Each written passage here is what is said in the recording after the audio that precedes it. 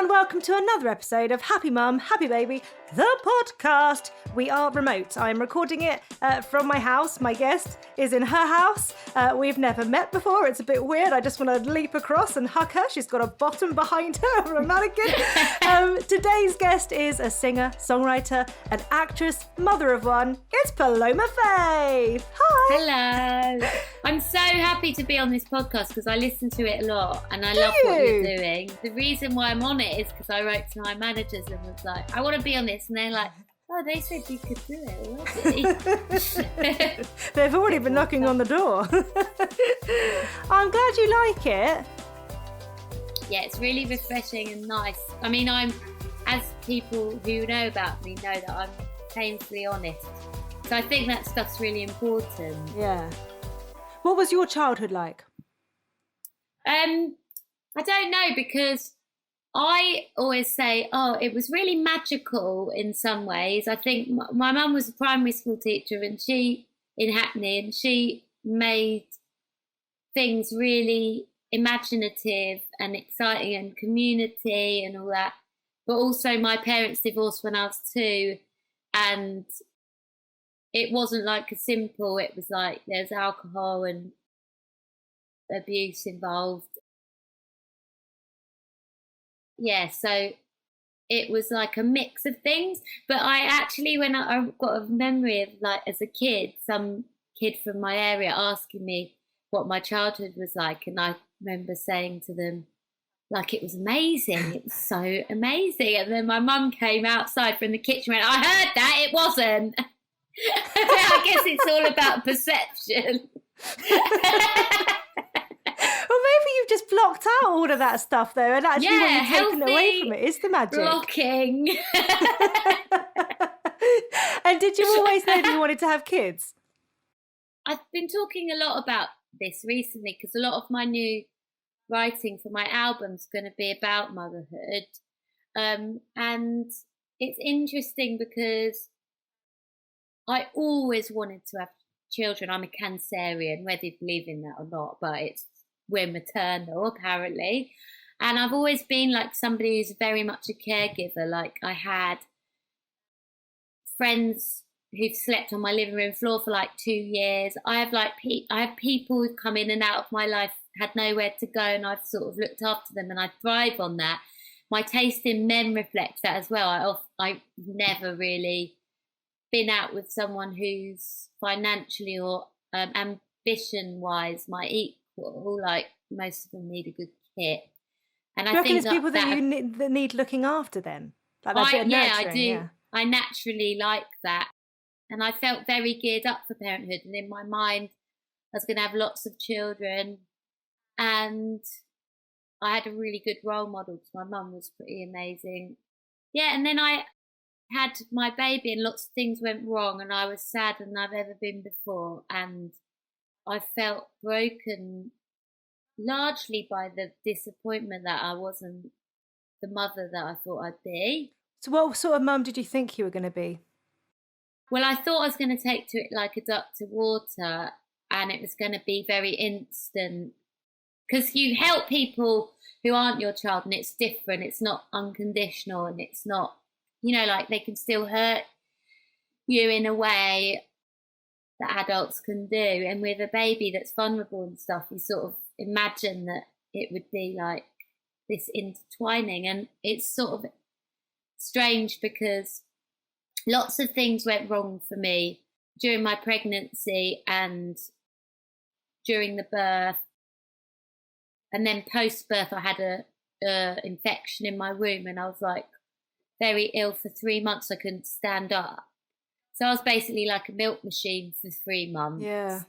Which was like the opposite of the world that I've created for myself. Because I think the honest truth is that, like, wanting to be a success and sort of play in front of 20,000 people a night is sort of a mental illness. But it's about the validation of strangers, and I missed it so much, and I felt completely unvalidated by motherhood in a way that I thought I'd feel validated. Yeah, that makes total sense.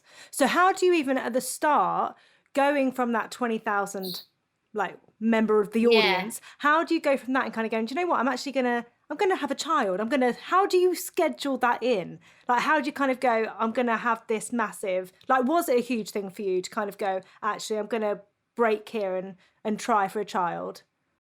In the past, I had been very fertile, and I'd had moments when I was too young to have a baby where I'd chosen not to have it. Yeah.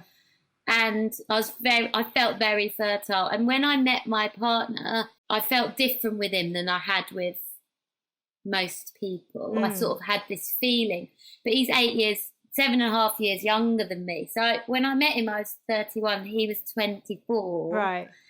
And I was very frank about it. I was like, look, I don't really want to just see how this goes. Like, I'm not really interested in that. So after like a couple of months, I just sort of came out with it. I was like, I'm not saying now, but I'm saying if this is going to happen, then that's what I want.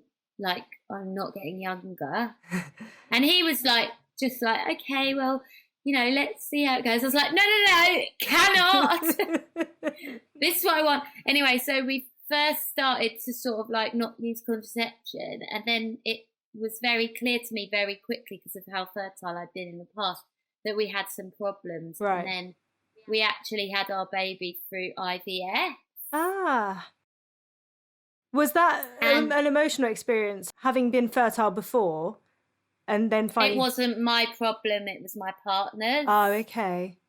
That was sad, because I was like, I've got it all, like, I've met the one, I've got the money because I've got a career, it's a good time. I feel like I could, like, people laugh when I say this, but it felt like I could go on maternity leave and like still afford to look after myself and my family and maybe come back to work. Yeah. Because it is still work. Like, I know that it's glamorous and lovely from the outside, but it's my job and I need to sustain it. So there was a lot of worry about that. And then...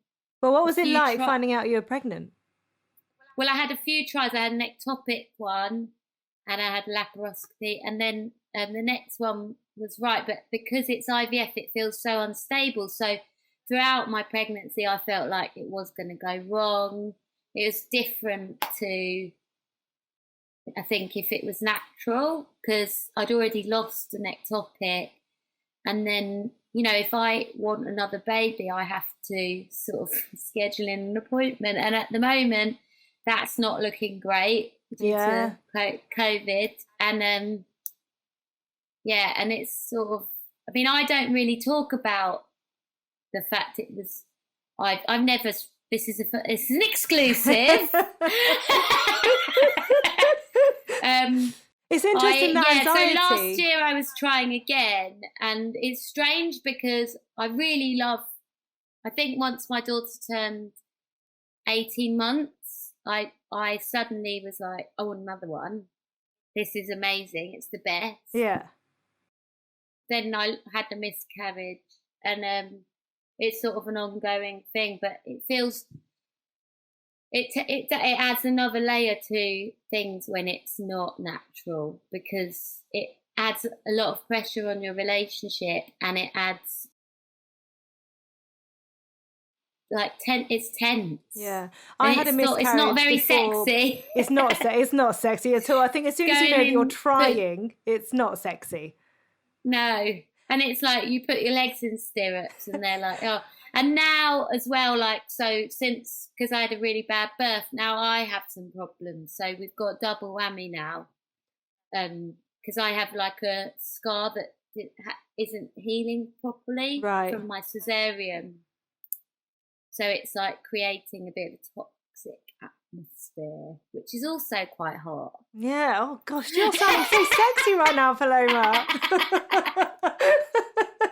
So would you say that you felt, I know we're jumping around a bit, but would you say that you felt anxious the whole way through that pregnancy?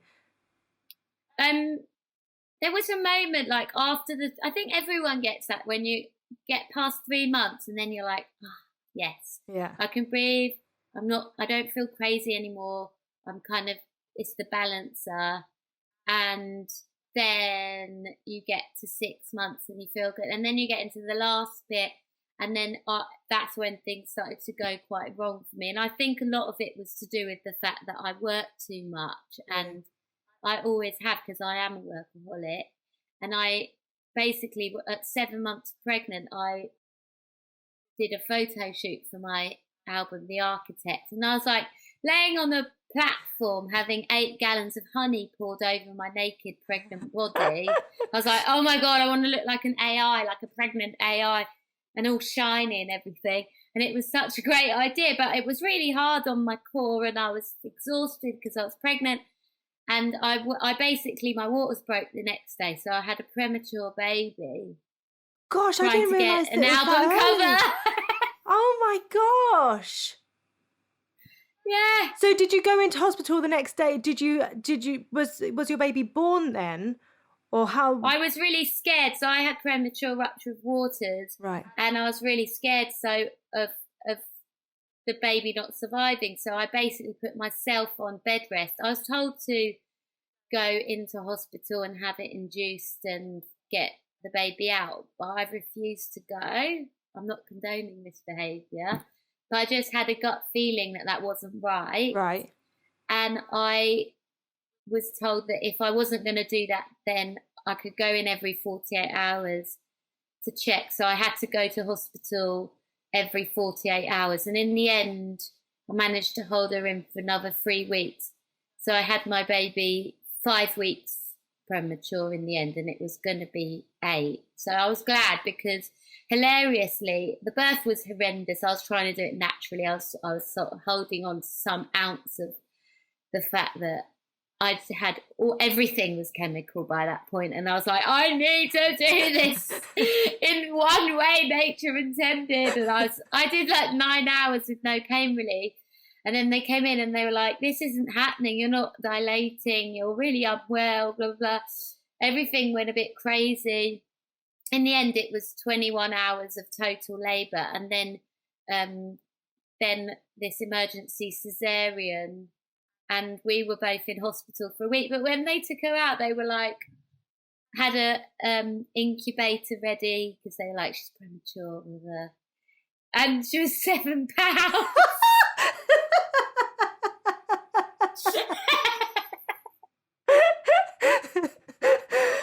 That's a nice size baby. They were like, oh, we don't need all that stuff. This child was cooked. Did they keep you in for a week then, just to make sure that everything was fine with you both? They didn't really tell me much, because I think they thought I was under a lot of shock, and I did have a lot of psychological problems after, and I think they felt that I was a bit vulnerable. So it's only since then that I've learned that they kept us in because of me, not because of the baby. Right. And apparently I lost a lot of blood, and they were a bit worried because I went into a strange, like, quite short term, but a bit of a psychosis, like due to lack of sleep. I'd been in labour already for, like, having contractions for 7 days, and I'd slept 3 hours in 7 days. And yeah, I was hallucinating. I thought that they'd sewn my head onto the wrong body. And then they took the baby away, and they were just like, we think you need to sleep, and then we're going to reassess this because you don't seem very well. So they took the baby away for like 8.5 hours, and I just slept. Right. And then I woke up and I was like, I'm so sorry. Like, I was crazy. I could remember everything I'd said and believed to be real, but then I realised then after 8.5 hours sleep that it was delirium. Do you remember the first time meeting your baby and what that was like? Or did you have like two versions of it? One actually when they were born, and then... Well, I was awake when she was born. So like, yeah, I was looking at her and I remember it. But I remember like I was so weak, I couldn't hold her. So they put her in my arms and I was going, I'm going to drop her. And I got my partner to take her. So like, yeah, it was a while before... I'd have her on me and stuff, but I couldn't lift her up for a good few days.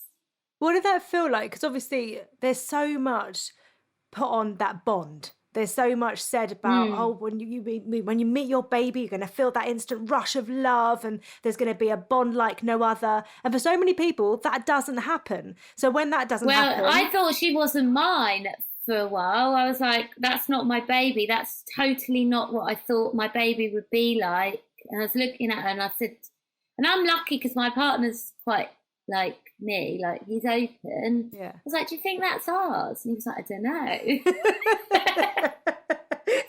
I started emailing doctors saying, is there any way like you might have put the wrong embryo in me? But now you can see it, like our child's exactly looks like us. But it's just at the time it was like, oh, I'm supposed to feel this thing and I don't feel it. Because I mean, I wish we were like giraffes. What do? They like give birth and the baby just stands up and then goes and eats leaves. Independent straight the away. Mum's got There's time to recover. We're just like these kind of like helpless amoebas. It must be really hard when no part of it went how you imagined it would go. Yeah, but it's so amazing that I got all that later. Yeah. So skip forward to now, and my it's really bad to say, but my child's like a bit obsessed by me, and I really like it. It's like I'm totally validated. She sort of looks at me like a big sister, like sort of in that awestruck way, like, what do you think? And then if I say anything, it's like perfect. Yeah. And if the dad says anything, it's like, no. See, I'm the one that they're like no to at the moment. Just so I totally feel that. mum obsessed. Oh gosh. Yeah. So how long was it before you felt that you could, because you had your own recovery, how long was it before you felt that you could be that mum? And also you've described it as the saddest time of your life. But yeah. I read that and I was like, those are powerful words.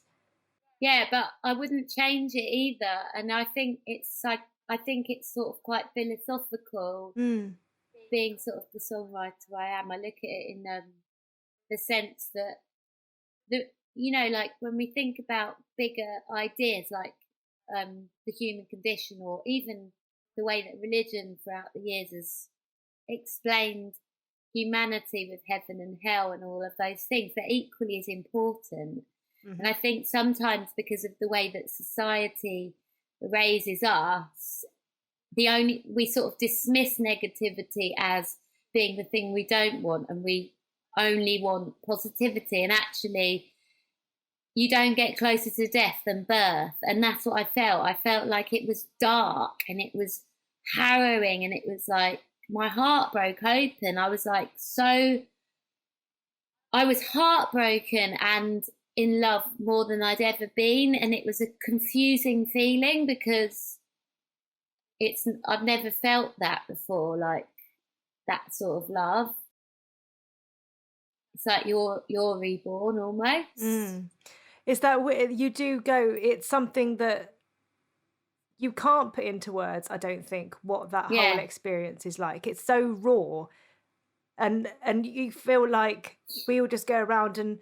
It's just a weird thing that actually in that moment there's something so animalistic about it. However that is, that life coming into the world, and it goes against all of social constructs as well. And I think that's really bad. Like I remember saying to my mum, "Why didn't you tell me before?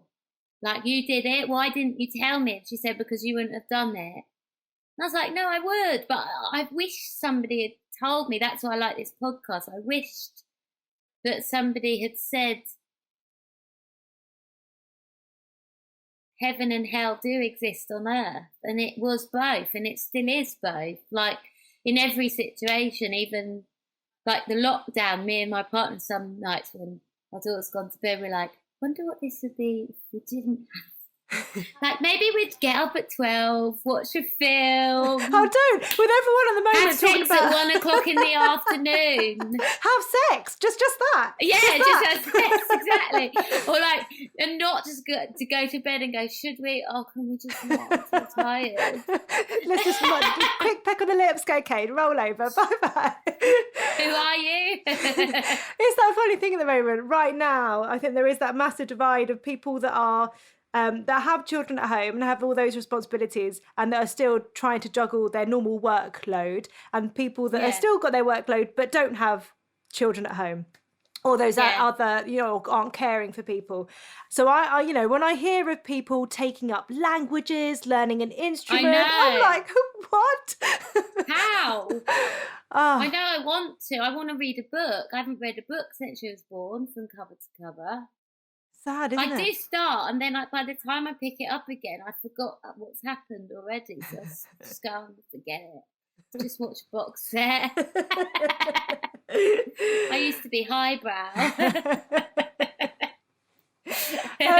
Back to your labour and birth, and do you feel like it has stayed with you? Because obviously you've spoken about it a lot, and I think it's amazing because I've heard you say a lot about you wish people would told you the truth, like you said about your mum. And I think it is important for people to know that birth is lots of things.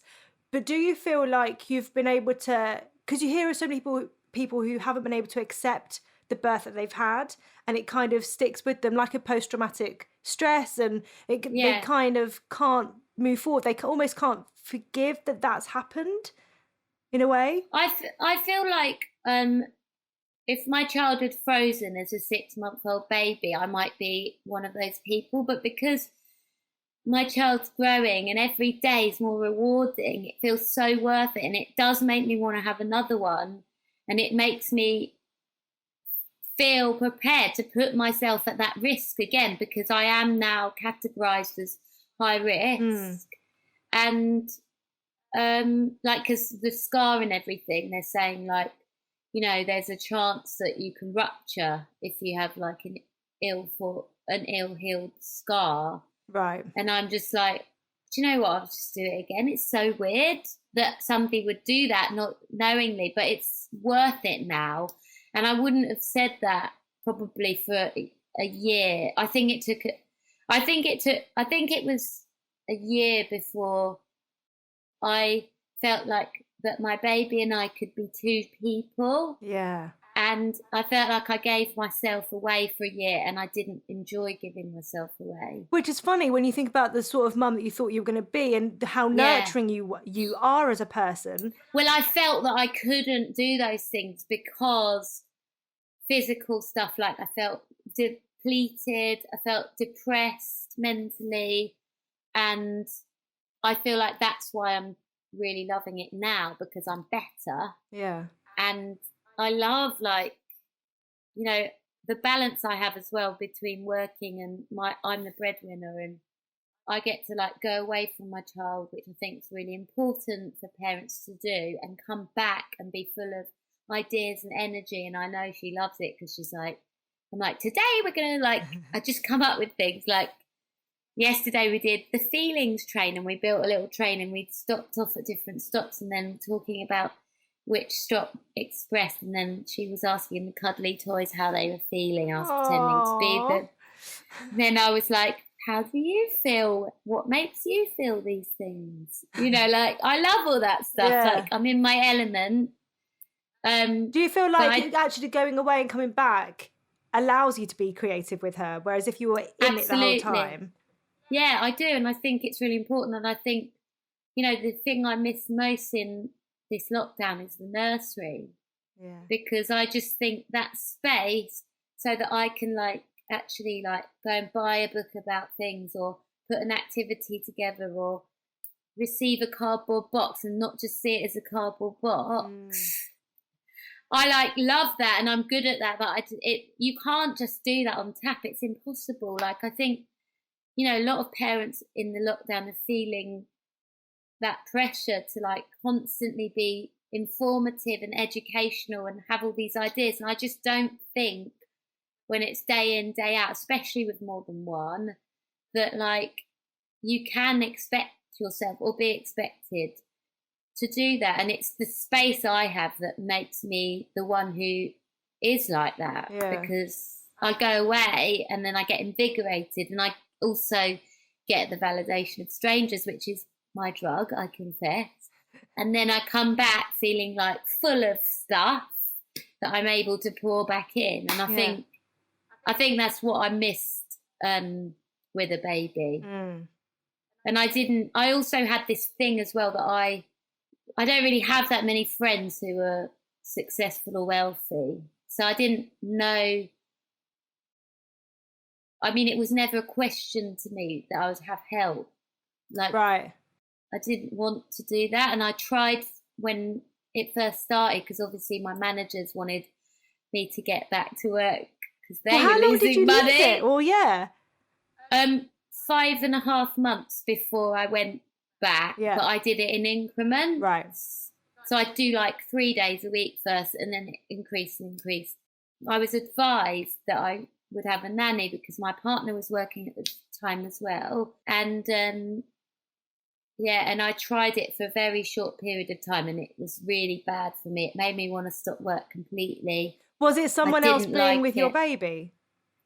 It was a combination of someone else being my baby, and also I think culturally it doesn't sit right with me. My partner's Algerian, and that's like a very family thing.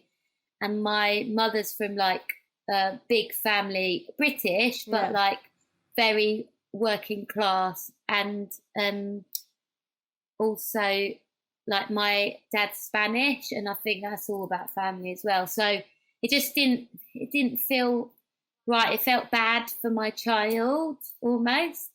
And I think I love nursery because it's a social element, but this is like one-on-one if you have a nanny. So I tried it a bit and nearly had a nervous breakdown. I was scared of the nanny. She was always telling me off for being late and stuff, because I have a very open job. Like, you can't sort of say I'm leaving at 5 with my job. If you've got 200 people in the room looking at you with cameras on you and whatever, you can't go, it's 5, sorry, I've got to go because the nanny.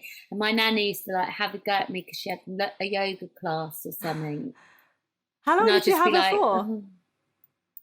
I think about 5 months. Right.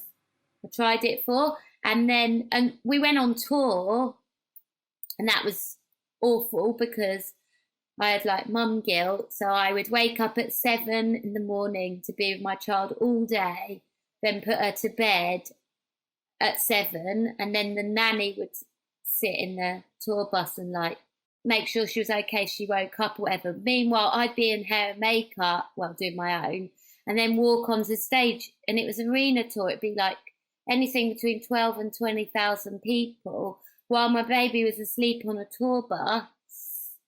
And then I'd come home to the bus, which we slept on, about midnight.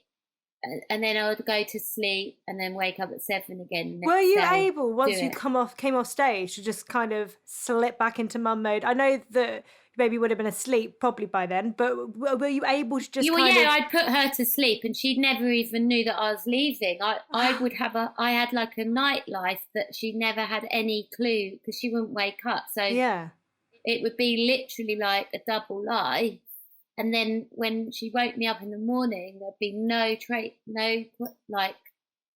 was so weird. And then on days off, I'd do it as well. And I think even though I had the nanny there, I just I felt too guilty not to spend any minute with my child when she was awake or on a day off. So I didn't actually have a day off. Yeah. But you'd have that adrenaline from coming off stage. You'd have that adrenaline pumping through you from having that, that experience, then having to go to the tour bus and sleep pretty much, like knowing that you'd be up at 7. Yeah, or 6:30 some mornings, as we know, unpredictably.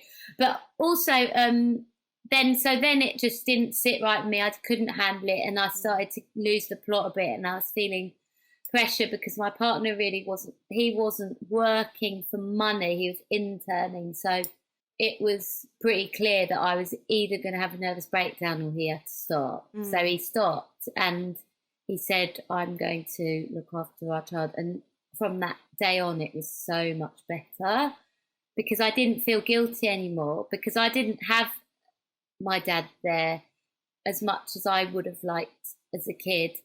So I was giving my child, I felt in psychologically, I was giving my child a gift, like something I didn't have, even though I'm still the favourite. Have you been on tour like again since, but now without your child? No, I do sometimes do. So I have like a rule within my own mind that's like, if I have to go to work for 5 days or less, then I go by myself now. Yeah. And if it's more than 5 days, then I bring my partner and my child as well. Which makes sense. It's more for me, I think. And what I love as well is that you've said you love your job. And actually you have experienced almost guilt for that, because you love your child, but you also love your job. So you actually want to go. Yeah, and actually, so when we were doing the feelings train, which I spoke about yesterday, we arrived at the stop of sad, and the teddy was sad because no one would play with it. But then I said, what makes you sad? And she said, when Mummy goes to work. Oh. And then I said, but Mummy is happy when I go to work, so it makes me happy. And then she said, you can go to work. But I think what's lucky about what I do is like I am sort of the boss of it, so I can bring her with me, and I think a lot of people don't have that luxury. But my child really doesn't like sharing me, so it gets a bit emotional. But at the oldest she's 3.5 now, so like, so I guess you're going to have the massive shift as well. Will she be going to school in this September or next September? The following one. So then it will be probably less able to come on things. Which I wonder if that's another, like, that alleviates pressure again, that guilt again, because they have somewhere that they have to be. Yeah, they've got well, I feel like that's why I love the nursery so much, because like it's amazing when your child starts coming home and saying they love somebody else, or they like have a friendship that's exclusive to them. And like in this lockdown, you can really see it. Like I sometimes do like, FaceTimes with nursery friends or whatever. And they just have this world that they communicate in that's not how they communicate with their parent. And it's so nice. Makes me feel good that like she's learning social skills, and like, although most of it revolves around saying poo, to be honest, at this point. All of my kids. Which is always funny. But it gets to the point, doesn't it, where it's just like, you can't stop it, so you've just got to embrace it. Well, my husband writes books about like dinosaurs that poo. So, I've got to roll with it. We love them. Yeah. How do you feel having a child has affected your relationship? It's affected a lot of like the romance and the love of each other negatively. But as I keep saying to people, it's so strange, but he's the person I least hate. Like when I think in the concept of like the lockdown, I'm so glad that I'm locked down with him and not with even my best friend or my mum, or like, not because I don't love them, but because we've just got this way of we figured it out, like how not to step on each other's toes, and we sort of accept each other for what we are, and I think that's really special. I think there's this massive thing as well about comfort being a really negative thing, and actually when you find that person that you're comfortable with, and I feel like there's always going to be that resentment in parenthood. Like you're always going to, they're the person that you can kind of take that out on, rightly or wrongly. Yeah. And so that there's no pretense. Yes, and I also think like, so both me and my partner grew up in difficult, aggressive, environments, and I think that what we're showing our child in the way we deal with conflict and resolution is really important. Like that actually I think it's really important to have conflict in front of your child actually, but like to do it in a measured and proper way. Like, so talk about, like, say that hurt my feelings, or it's annoying when you do that, and then to show the resolution, like, sorry, and then have a cuddle or whatever. Like, it's not as exciting as it was. Like, I think me and my partner had quite a good run. Like, the longest I've had with anyone, really. We had like 5 years where it was just brilliant, and it was really romantic and just felt like the one, almost, for want of a better word. But now it's like, no, you're not the one. I hate your guts. But we're stuck with each other. Well, I think it's that thing of knowing that sometimes it's okay to have those feelings and that they go again. Do you know what I mean? It doesn't actually mean anything. It just, in that moment, you're kind of like, and then it goes.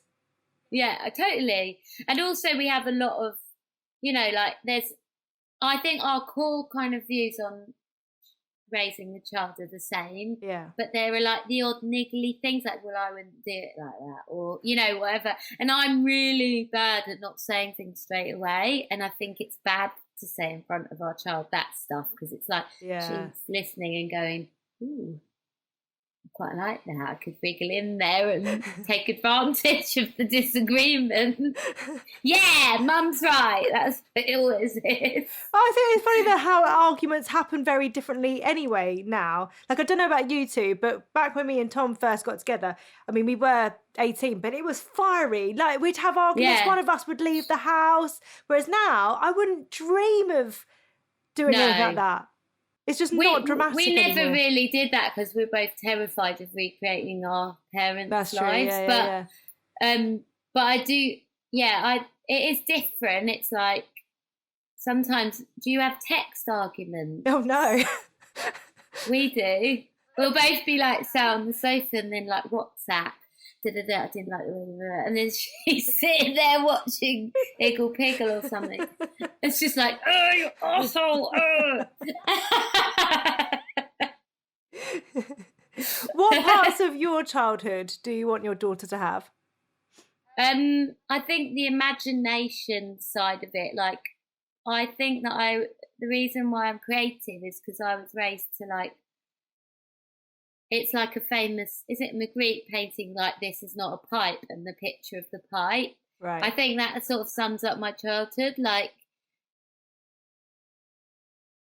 yeah, my mum was like single parent. She was a key worker, worked a lot. She was really hardworking, and I think I got my work ethic from both parents actually, because they're both really hardworking. But like, say for example, she would say, we're going to go to a restaurant. We never went to restaurants because it was too much of an expense, but we'd like make one, and she would like build a little table outside the house, do a tablecloth, and like write a menu and decorate it, and it would just literally be like tomato sauce pasta, but she'd like describe it as tomato glazed, and I'd just be like, oh, have the tomato pasta, please. But I was like 5, and I just thought she was amazing. I thought it was magical, and I feel like that's the sort of thing that I try and do, like, especially in lockdown, all that stuff really coming in handy. Like, today we're going to the beach, and then like we build a beach and we all like put shorts on. Or like, today we made like a whole village out of a cardboard box, with all our toy cars going round. And and I also think as well, emotionally, my mum was very open, and I think that's really important. Like, I talk to my 3-year-old a lot about the virus and how it makes us feel, and nothing's dismissed. I'm not pretending that it's all good, but it's not all doom and gloom either. It's just like about that kind of dialogue. And I think I grew up with that. And so that's why I've been branded as, quote, refreshingly honest. But I don't know anything else. It's just because that's how I was raised. It's like that, you know, you've got to accept your true feelings, and that we're all human beings, and sometimes we have bad thoughts, and then we don't want them to even enter our minds. Mm-hmm. I mean, like sometimes in lockdown, I just say, all right, when I go out, I'm going to have a big affair. But of course I'm not. I wish that didn't even come into my head. But some days you're just sitting there just so bored. You're just like, right, that's it. I'm going to really spice things up when I leave quarantine. Yeah, but like the honest thing is you get out and you're like, but you're not him. I think the first thing we'll do when we leave the house is probably get 10 steps and go, actually, I'm just going to go back. It's safer. I'm tired. One thing which is it's surprising that I'm bringing up, because you have said daughter the whole way through this episode and this chat, but it came up a lot that there was this big thing made about you raising your child gender neutrally. And so I've done more research, and I've seen that you've actually talked about how that was completely taken out of context in the first place. So when I told you it took me about a year to recover, I think, mentally, and about 6 months to recover physically. Yeah. And probably all in all, I'd say 2 years fully, both ways. And actually, there are things physically that I won't go into detail that still are fucked. No. But that's the thing, though, isn't it? So all that stuff happens, though, and you're meant to just be like, yeah, it's fine. Like, it's all fine. Yeah, like, and don't talk about it. And it's just annoying. But like, so the reason why at first I didn't say the gender was because I didn't want any information about my child, because I think that at times there's a toxicity about being a celebrity, and I think that that's a choice I made. Yeah. Like, the good outweighs the bad for me, but I don't want to make that choice for a child. So originally I didn't say any details, so I didn't want even my child's gender to be out there. But it was partially because I was in this mother instinct, like protective, and the animal that we talked about earlier was there, and it stayed for a long time. It stayed till she was about 2. And then now it's like, well, no one's going to sort of like narrowing it down to boy or girl. It's not really that bad. So I'll just say it. And I think the media interpreted it because of like my background as being arty and like very LGBTQI XYZ about life. I feel like they just interpreted it that way. Also, I did say in one interview, and they put those two things together, that I wasn't going to raise my child with gender-specific toys, which is not revolutionary on any level. Like, I was not raised with them either, and I'm, a generation before. So it's not exactly like, oh my God, how innovative or how terrible. And I had people calling me a child abuser online for saying that. Isn't that crazy? Weird. How that's something that you've said that isn't a massive deal at all, that has been twisted so much. Yeah, and I think that's sort of part and parcel of why I didn't want the information. And I still sort of withhold that. So if I'm with my child in public and somebody comes over and asks to have their picture taken with me, I never do it. At this moment, my child has no idea that I'm famous or that I'm different to anyone else. She does know that I go on TV because she's seen it, but she has no concept that makes people treat me differently. Yeah. Like, and sometimes somebody might come over and say something to me, and she'll say, why are they doing that? And I just say, because they like mummy singing. But I don't really like make it into a thing. Like, well, there's people like me who are really special, because it's absolute nonsense. See, it is just my kids job. Just think that everyone is on TV. They're just like, can we watch this person? And be like, well, it doesn't really work. And I think as well, like, when I talk to my child about jobs, like what job do you want to do, I'm really trying to force it home, like help people. Like, I'd be so proud if my child ended up being a nurse or an ambulance person or a care worker or somebody who makes waves in the charity sector. Like, I mean, that's really what I would love. Obviously, you can't train your child to do those things, but I'm trying to instill like empathy as a the most important factor. And I kind of hope that the reason why I am successful is because of empathy, not because of anything else. Like I hope that it's because I've articulated a universal feeling of like the human condition, which is hopefully helpful in some way. Because if it wasn't, I'd probably just retire and do something else. But that was the root of it. I don't want her to know until she needs to know, and I also don't want her, or anyone for that matter, to see me differently, because I'm very honest about the stuff. Like, for example, in this quarantine, I am honest about the fact that I have a back garden. I think that I am so fortunate. I think that I attribute, it's such small things that help you mentally, and I'm so grateful for that. And I think it's awful that people are in situations, for example, when they shut down Brockley Park in South London, and the media was like, people going out sunbathing, and it was appalling behaviour. And it's like, well, actually that whole place is surrounded by blocks of flats that have no outdoor space and like very little, if balconies at all. So, and it was hot, like we had no choice, like, do you know what I mean? I do want my child to have a good start in life, like as an individual that makes her own way. That's why my child goes to state school nursery and will go to state school.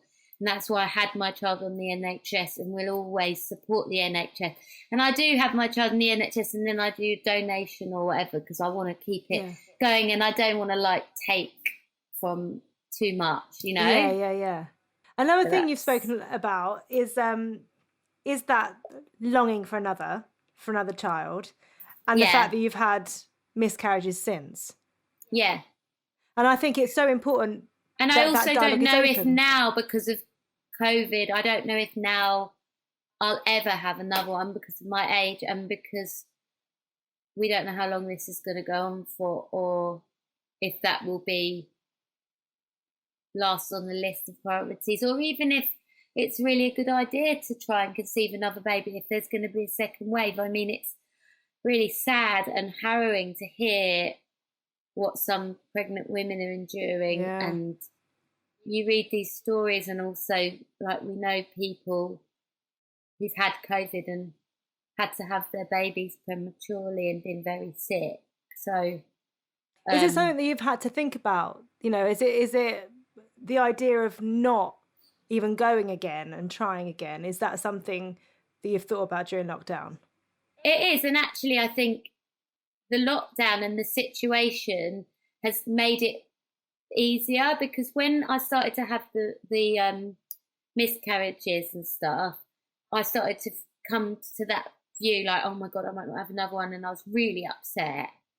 And now I feel like this is making me grateful for what I do have. Yeah. My perspective on this whole lockdown has been like, I'm so lucky that I have a child, because some people won't have one because of this ever. Yeah. I'm so lucky that I have a partner that I can tolerate. I am lucky that I've got money for food, and that I, you know, all those things that everyone's watching this thinking about me. Well, you know, she's rich, she's bloody whatever. It's like I'm aware, everyone. I made some good decisions, and I had some luck, and I worked really hard to get to a point where I have a certain level of security that I'm happy about. And I think if I don't get to have another child because of this, I'm just going to focus on those things. Yeah. It is amazing that you shared the fact that you had those miscarriages in the first place before coming to this point now. Because I think so many people go through it, and it is still something that whenever miscarriage is talked about on the podcast, there's always someone that's been through it that doesn't feel heard, that feels like they're the only one that's experienced it, that they've failed. So I think it's really important that even that is discussed, and you've spoken about it publicly. Well, I think what I'm talking about is something called secondary infertility, which is what I've been labelled with, which is somebody who didn't have any problems with fertility, and then the birth of their first child causes problems for their future fertility. Yeah. So like that's why I had a miscarriage, apparently. How far along, do you mind if I ask how far along you were with those? Well, obviously when you're doing IVF, you know everything very quickly. So it was quite early on. So I think 6 weeks or something. Like some people wouldn't even know they're pregnant then. But I definitely do. Oh my God, my boobs, they're ridiculous. I know after a week. But your mind goes somewhere, doesn't it? When you know that you're pregnant, your mind goes somewhere. And I don't think it matters how long you sit in that pregnancy for. You're all your hopes and dreams. You envisaged your children playing together and what life would look like. I was so happy about it. I was also on set filming the TV show that I'm in called Pennyworth, which I act in. And I hadn't said I was pregnant because it was only about 6 weeks. And I was miscarrying on set. I had a miscarriage on set and I just kept acting. And I went to the toilet about 9 times. I just kept doing it. And then I actually spoke about it since because I was a bit I didn't want them to think that I was either a drug addict or I just was I was having a miscarriage. I didn't really want to tell you at the time because I didn't want anyone to stop because it was helping me.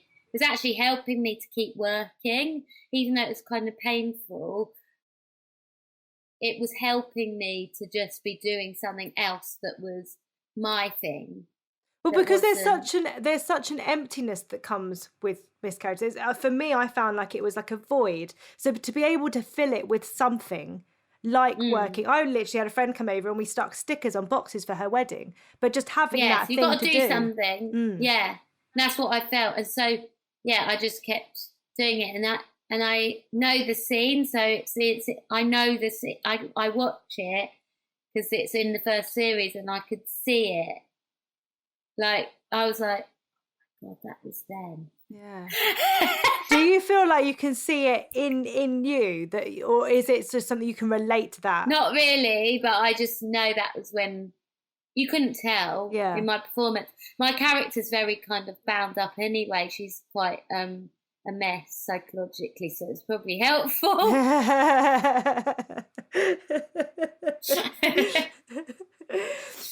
How do you think your confidence has changed in motherhood?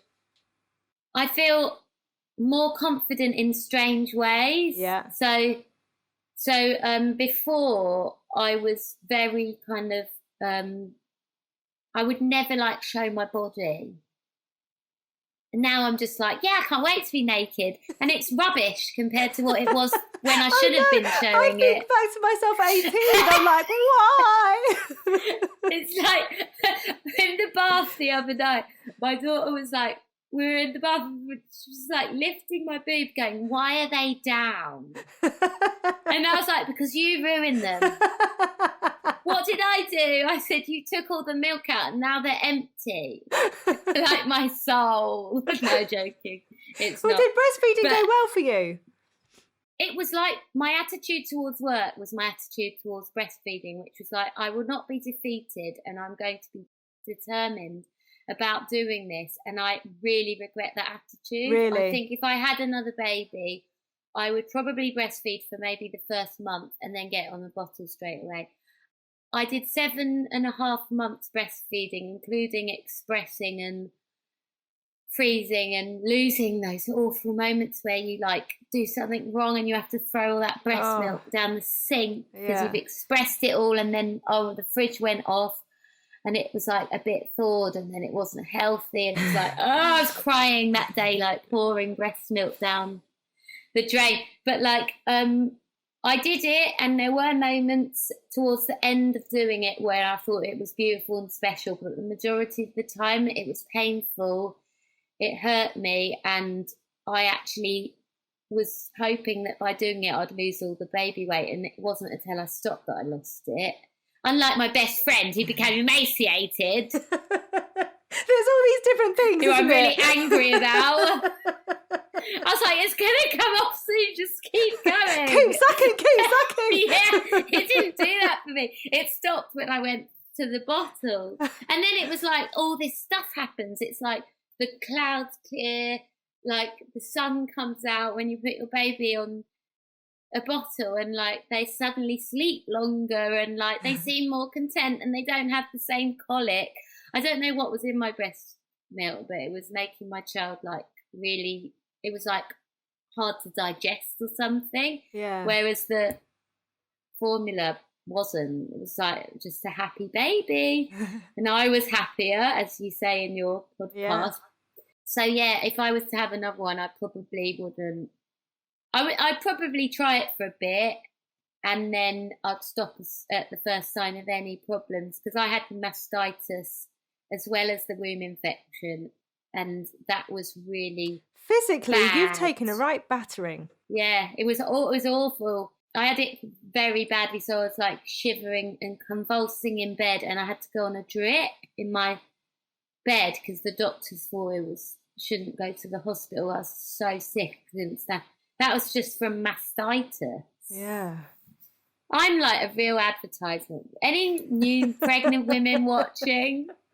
Welcome to hell. But I think when you're talking about all that physical stuff, though, it's no wonder all that physical, and that would be pain that you're experiencing from wherever in your body. It's no but wonder I'm you have so stubborn. I was feeding through it with mastitis. I didn't even touch a bottle. I was like, it was bleeding, and I was feeding, and I was just like, I will not. And I was just like, so I look back and I just think, if I could talk to myself, what were you doing? It's okay to put your baby on a bottle. It really doesn't, it won't affect the relationship. The relationship is built on, like you say, both baby and mum being happy. Mm-hmm. And also it's built on the fact that you are like a constant in that baby's life, and you pour love into it in whatever way it manifests.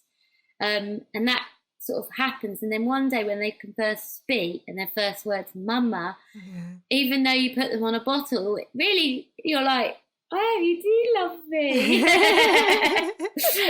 And now that's all I ever hear. Like, I can hear it through the ceiling. Like, this is my basement where I like record music and do a bit of gym. And I've got my mannequin and a few coats. But this is what I call my man cave. Nice. Because that's what in society it's meant to be, except I'm that person. And I can just, all day long, every time I take the headphones off, whatever, I can just hear, Mama! Glad I'm not the only one. Do you experience mum guilt?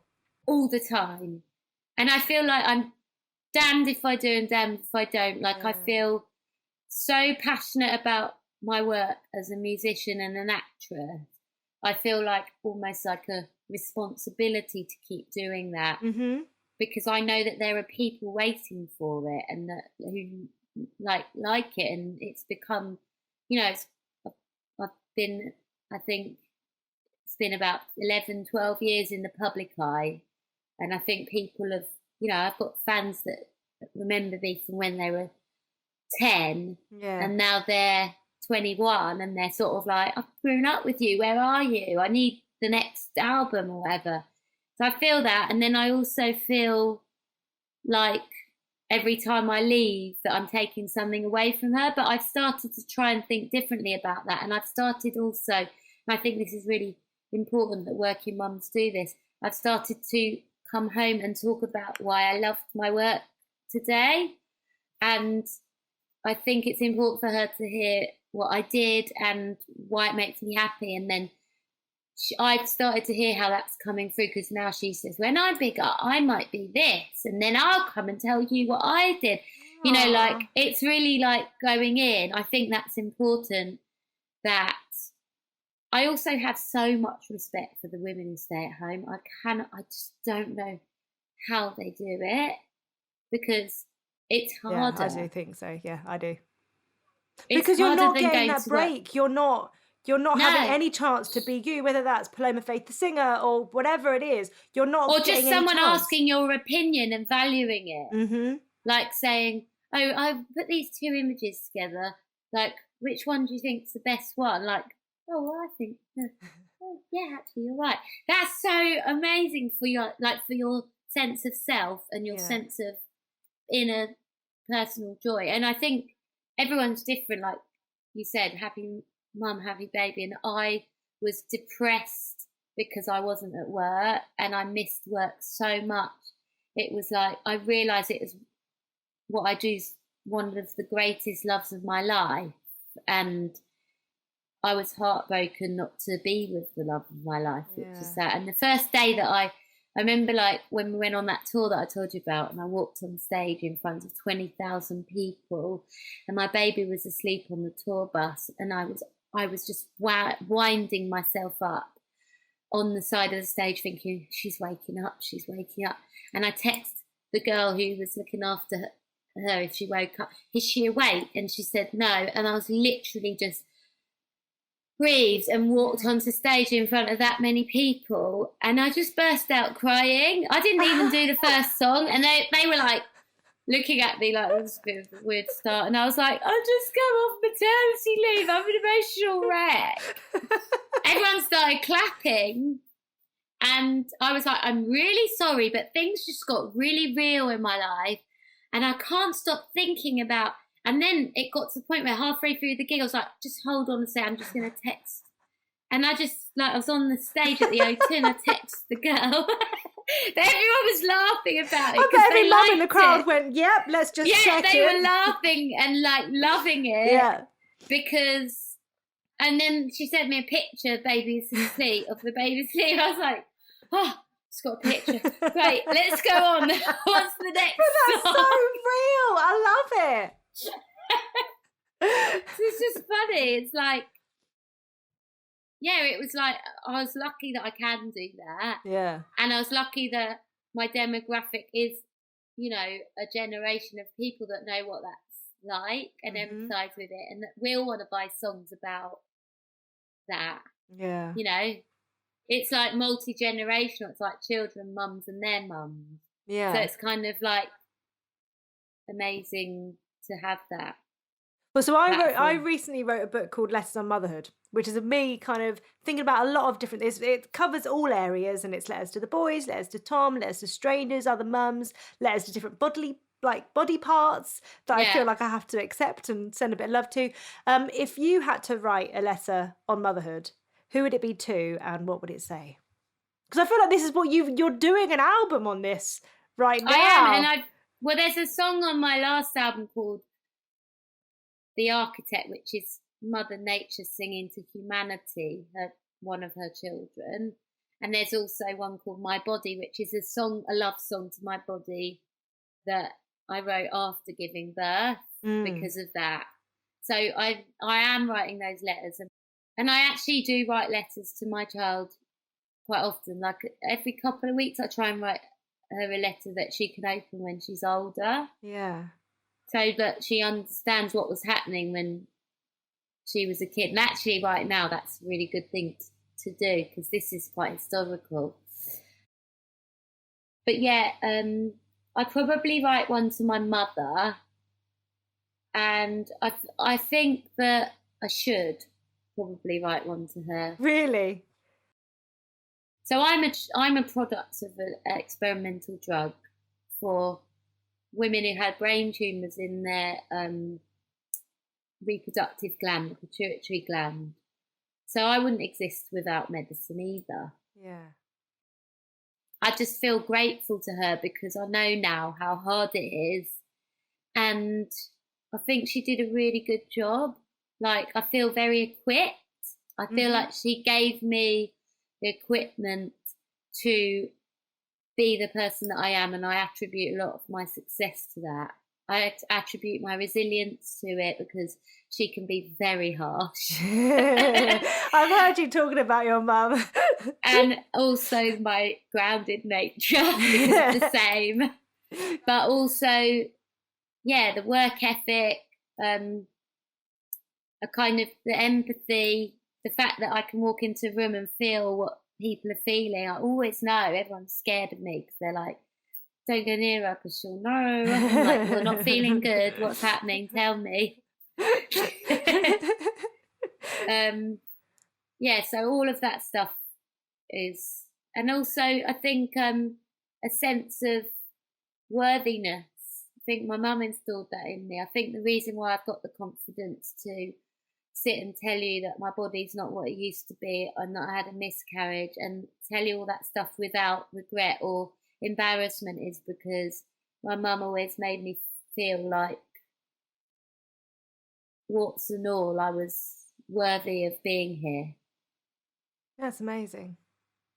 Yeah. Because I think I feel like there is a big, not a push for honesty, but I think the more open and honest people are, the more people can forgive themselves, because I don't think everyone is ready to talk. Not everyone feels that they can talk about, whether it's whatever it is. Totally. But I think hearing other people vocalize them make other people feel fine. They know they're not on their own, they've not failed, which so much of parenthood feels like failure, but it's not.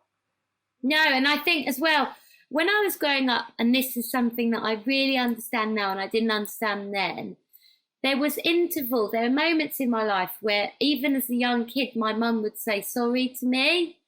And we might be like walking along, nothing would have happened. And she'd say, I'm sorry that I wasn't always great. Like, I'm sorry when I put you under pressure, when I divorced your dad. And I used to ask you all those questions about what his new woman was wearing. And I was like, oh, don't worry about that. Like, I get it. But she would take the time to say sorry. And I think it's really important when you're growing up, and I try to do the same with my kids, that by saying sorry, you also acknowledge that we're all fallible. Even the best mother in the world is not great on some days. And I say to my child, like, please can you stop waking me up in the middle of the night? And I'll tell you why, because I get grumpy, then I get grumpy, and then I don't talk to you in the way that I want to talk to you. And sometimes I upset you and I make you cry because I'm snappy. Mm-hmm. That's because I can't cope with the fact you keep waking me up, which is a thing at the moment. But I've got some sort of sticker system going on, which seems to be working, touch wood, so far. But I do think all of that is like, I think that's why I'm grateful to my mum. I love that. We end every episode with you finishing 3 sentences. Okay. So the first one is, being a mum means... There'll be someone to definitely love you until they're at least 16. After that, forget it. After that, they might change their mind. Since having a child, I... have accepted myself. And I'm happy when... I go to work. I love it.